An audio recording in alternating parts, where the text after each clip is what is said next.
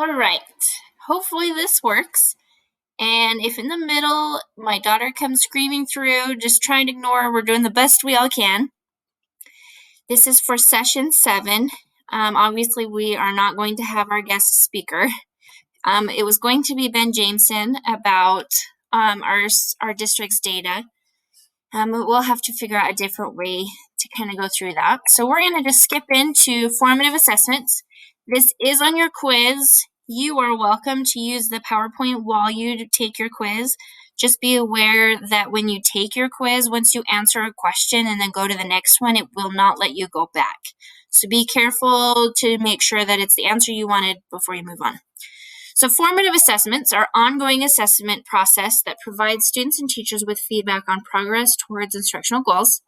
Ongoing assessments could involve your observations, the anecdotal things we've talked about, student self-assessments, projects, any of the tools that we've already gone through.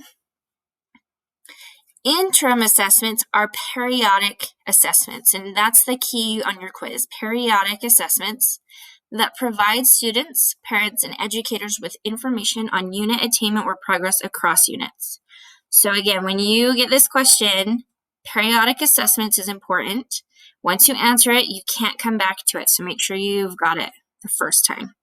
Summative assessments are occasional, that could mean once a year, assessments that provide parents, educators, and policymakers with information on students' progress with regard to a course or a standard. For our English language learners, they take the WIDA Access. They take this one time a year, and it tests their reading, writing, speaking, and listening academic language. Our formal formative assessments, these are the ones that require a task and a tool, again, that's on your quiz, which will help keep a record of data. It is this tool that makes formative assessment formal instead of informal. So in order for it to be a formal formative assessment, it has a task and a tool. So on your quiz, it's also going to list tasks and tools, and you're going to have to be able to say, okay, this is a task or this is a tool.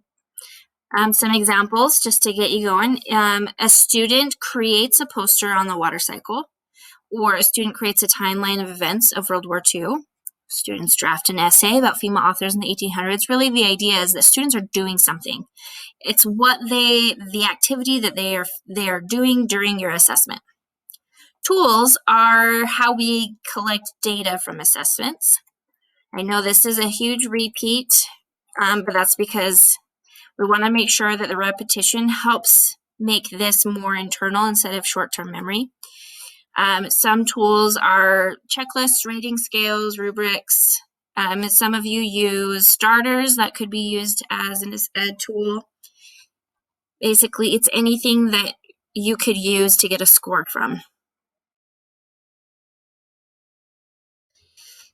Okay, we're going to talk a little bit about some different things. The first thing that we're going to talk about is how we take a look at the ACEs. The ACEs is something that was created to help us use statistics and data to anticipate how well or how poorly a student might do based on trauma.